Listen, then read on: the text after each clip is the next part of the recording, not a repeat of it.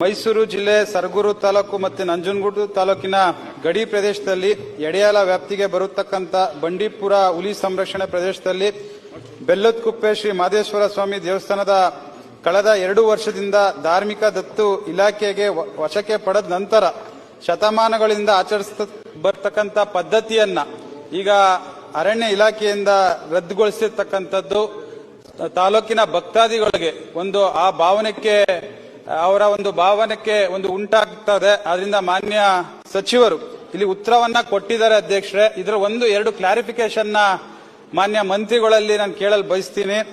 ಮಾನ್ಯ ಮಂತ್ರಿಗಳಿಗೆ ಮೊದಲನೇದಾಗಿ ನಾನು ಅಭಿನಂದನೆಗಳನ್ನ ಸಲ್ಲಿಸ್ತೀನಿ. ಯಾಕಂದ್ರೆ ನಮ್ಮ ಒಂದು ತಾಲೂಕಿಗೆ ಬಹಳಷ್ಟು ನಾವು ಹುಲಿ ಮಾನವನ ಏನು ಹಾನಿಯಾಗ್ತಿತ್ತು ಪ್ರಾಣಿಗಳಿಂದ. ಈಗ ರೈಲ್ವೆ ಬ್ಯಾರಿಗೇಡ್ಗೆ ಸುಮಾರು 30 ಕಿಲೋಮೀಟರ್ ಅಷ್ಟು ರೈಲ್ವೆ ಬ್ಯಾರಿಗೇಡ್ ನಮಗೆ ಕೊಟ್ಟಿದ್ದಾರೆ ಕಳೆದ 2 ವರ್ಷದಿಂದ.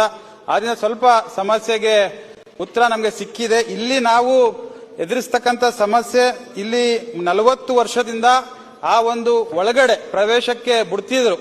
ಒಂದು ಟ್ರಸ್ಟ್ ನ ವತಿಯಿಂದ ಜಾತ್ರೆ ಮಹೋತ್ಸವ ನಡೀತಿತ್ತು. ಬಹಳ ವಿಜೃಂಭಣೆಯಿಂದ 2 ಲಕ್ಷ 3 ಲಕ್ಷ ಜನ ಪ್ರತಿ ವರ್ಷ ಹೋಗ್ತಿದ್ರು ಅಧ್ಯಕ್ಷರೇ.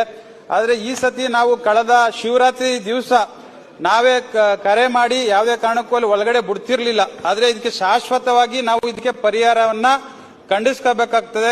ಯಾಕಂದ್ರೆ ಇಲ್ಲೇ ನಮ್ಮ ಮುಜರಾಯಿ ಸಚಿವರು ಇದ್ದಾರೆ, ಅರಣ್ಯ ಇಲಾಖೆ ಸಚಿವರು ಇದ್ದಾರೆ. ಪ್ರತಿ ದಿವಸ ನಾವು ಈ ಸಮಸ್ಯೆನ ಎದುರಿಸ್ತಿದೀವಿ.